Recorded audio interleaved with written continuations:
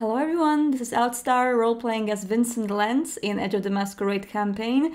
I'm here to inform you that the original recording of this particular session was lost in action. Actually, the Twitch VOD got delayed before we were able to archive it. And it was very unfortunate, as this particular episode was very important in our whole campaign. So after some consideration, we've decided to re-record it in the form of personal journals of each character that was a witness to these events. I think my role-playing partners really made a great job with the journals, and I really enjoyed listening to how they described what other characters did and what my character did. I hope you will enjoy it, and it will still give you an information of what exactly happened. Let me know. And as for now, enjoy. I'd spent the week on stakeout and trying to clean up old cases. Even though I'm dead, don't mean that those cases are closed. So, every so often the office would get an anonymous tip or evidence donation. I did what I could. On my way back to the warehouse one night, I don't know why, but I found myself in front of my old house. The one that I shared with Elena and my baby girl. I let myself in, making sure the transition had gone smoothly. Or maybe it was just to see that they were really gone. I don't know. There was no signs of a struggle, so it seemed to go off without a hitch. I checked the fireplace. I used to keep my backup there, a revolver. Only Elena knew that it was there, and it was gone. Good girl. It was then I heard the distinct sound of a racking shotgun and a voice asking me what the hell I was doing there. It was Cyrus, my partner of, what's it been now, 17 years? Jesus. Anyway, I put my hands up and turned around. Now, the last thing you expect from your best friend in the world is a shotgun blast to the chest, but there I was, slumped against the wall and bleeding. You're supposed to be dead, Thomas. Don't I fucking know it. I showed them my fangs. Trust me, I wish I was, but here we are. Nice to see your aim's as good as ever. He dropped the room sweep and pulled out a stake. I gotta kill you, man. Before you do, just hear me out, please. I told him about how I was turned. How I was chasing a suspect in that disappearances case that we'd been working on down an alleyway, and that's all I remember. Turns out, he's still working that case as sort of a final favor to me. He stuck the stake in the wall and pulled out a stogie, lighting it in my weekly profit cigarette before slumping right down next to me. He passed me his old flask of bourbon as he told me what had happened to them. Apparently, there's some inquisition. Vampire hunters or some shit. And they'd raided our offices. And they told, forced him to agree to kill Holly, our third partner, and Kalia von Lama, that contact and friend is kind of a strong word for that guy, but I think you get the idea. Apparently they were vampires as well.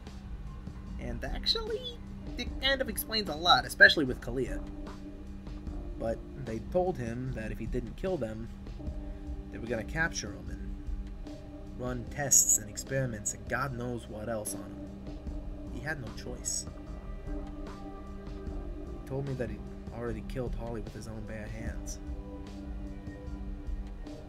And that the Inquisition was right outside and he was joining them, and that our time was coming to a close.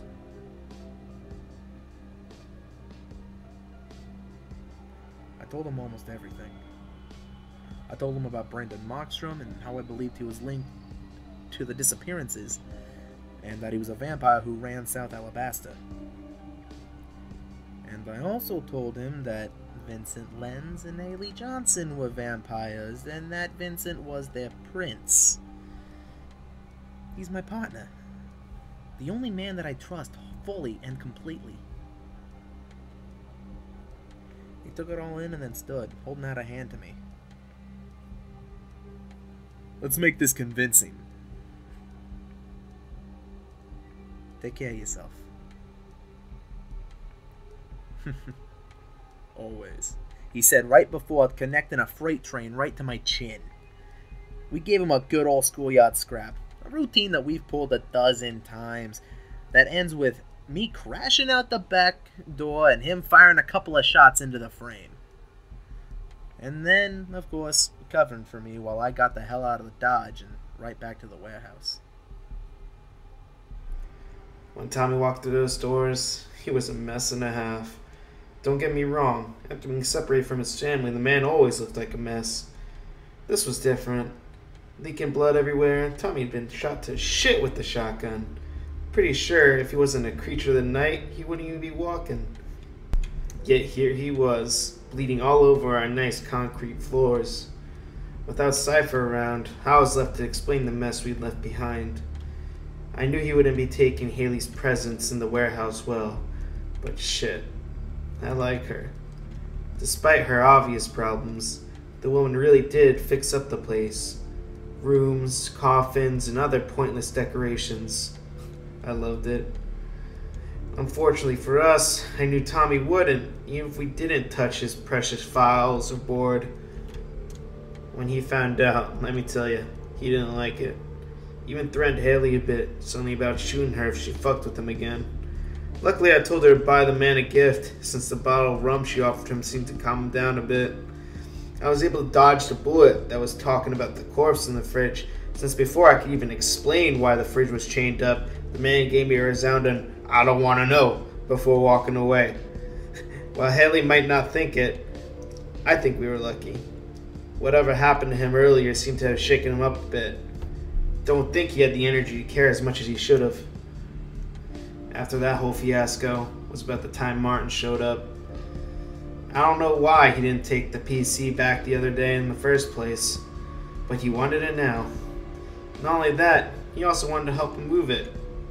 Well, I personally won't object. We did owe the man. After all, I was the one who had stolen it in the first place. And he also did seem to have keeping the secret about Hayley. So, loading it in the car, we drove it back to City Hall. Hayley being just enough of an asshole to Martin to make the trip worth it. You see, Martin had only asked Hayley to bring the computer inside, not put it away as well. So in a move that personally made me proud, she put it right in the doorway before walking away. With our requested job complete, we drove back. It was weird though. When we pulled back in, it was almost as if the warehouse was not as if we left it. And that terrified me. Something wasn't right. I'm pretty sure we left the lights on before we left, but they're off now. I'm not 100% sure what's going on. The boys make their way into the warehouse, but they're taking a little bit too long. So, eventually, we make our way through the door. And there is Vincent, sitting on the fridge where Alexia lays. Not really the greatest thing in the world, but it is what it is. I ask him what he's doing here, and he responds in the same Vincent way he always does. And then Alexia's out of the fridge and laying in the floor. I offer her to Vincent because he would do so much better with her than I would, but he insists that I drink, and I do. But I'm not strong enough. Alexia takes over me. Her mind becomes my mind. My body becomes her body, and I'm lost, drifting alone in the silence. Just when I think the nights can't get any worse, Hayley died. Can't explain how, but 1 second she was feeding on the corpse we brought back, the other writhing in agonizing pain. It was then when she took over. That strength, those murderous eyes, they made the darkness inside me recoil in terror. Vincent seemed to know better. Whoever that wasn't Hayley. Things didn't even get better when she left. Vincent was seething, blamed me for everything that happened. Me, when he was the one that told her to eat that woman. I liked Vincent, but this side of him, I feared it. Being dragged into my own room, Vincent fed for me. Not because I wanted it, but because he wanted a distraction. I didn't like it, even if the bite tried to bring pleasure. Yeah, as much as I wanted to, I couldn't say no. I didn't want him to hurt me. That fucking bitch. First, she fucks with me at Lilith's, then moves into the warehouse. And now, this. I don't know what the hell happened, but all I know is that that bitch just flew off with my fucking coat. We get back to the warehouse, and it's all dark. I give her a coat to help her stay hidden in case she needed to. And when the lights go up, who do we see but the biggest brick in the world sitting on top of the fridge, which apparently has a body in it. And then we get sent to our rooms like we're 3 years old. Now, I don't know what they did to that body while my door was closed, but after a while, I heard her screaming and opened the door to see her writhing in pain over the body while Vincent just looks on. And after a while, she goes still. And when she woke up, she wasn't Hayley anymore. Whatever she was scared the ever-living shit out of both Vincent and I. But the difference was, I'd seen and dealt with enough shit on the force to not let it show and go cannonballing around the room like Vinny Boy did. And then she told him to take out the trash, which I can only assume she meant us, and not to a fancy dinner either. And then she just flew away with my fucking coat. Now, I didn't know what was in store for us, but as I reached for the bottle of rum that Hayley had given me right before all of this had happened, I knew whatever it was wasn't gonna be good. Vincent told me to wait in the car. I'd been waiting for what seemed like a really long time and actually started zoning out. Eventually, the driver informed me Vincent was motioning me to join him outside with a group of people. After exiting the car, I could tell he was very upset. He was surrounded by the 3 other people we were supposed to meet that night, and they looked equally as shaken. Putting on the best smile I could, I introduced myself. They didn't seem terribly interested in speaking to me at the moment, and started bombarding Vincent with a bunch of questions about what happened inside the warehouse. It was kind of hard to follow, so I didn't really say anything. Eventually, Vincent mentioned I knew something Tommy would want to know. After asking Tommy what they'd all been doing or what they were looking into, he mentioned something that reminded me of Brandon. I had a lot of data that linked Brandon to Project Synthetic, and Tommy seemed very interested in this information. After a quick change of clothes, we were in a car and on our way to his location. Once at Brandon's mansion, Vincent led our group directly to the front door and opened it. Inside on the floor was a beaten and bleeding man. It looked like he had been tortured pretty severely. There was nothing we could have done. As soon as we stepped through the door, the last bit of light left his eyes. I felt so sick to my stomach. A ringing started in my ears as I stared at the now dead person on the floor. After a time, I heard my name called and I snapped to attention. Gritting my teeth, I looked at Brandon, and he said something about being able to go back to human or joining their side. Not wanting to be killed like the guy on the floor, I lied and said it sounded fun, with a giggle. The 3 I came in with gave me a weird look, but I wasn't afraid of them. I needed to live long enough to get out of here. For what felt like hours now, I'd been watching the Anarch Baron Brandon Markstrom and his thugs torturing some poor sap from Europe. There was nothing I could do. Hidden in the shadows and possessing a bat, I was powerless to intervene. Even if I was fair in person, I was just another Camarilla lapdog to them, and as they were demonstrating, these Anarch scum didn't care much for us. I wouldn't live to see the dawn. Finally, they stopped, and for just a moment I thought they were going to let him go, use him to send a message to the Camarilla. Instead, the Camarilla walked right through the front door. The prince, his expression far from composed, entered first. He was followed by the Finbloods Tommy Gunn and Jeremy Wells, and another, a woman I didn't recognize. Cypher Malloy was nowhere to be seen. Huh. Good for her. These idiots had just walked into the lion's den.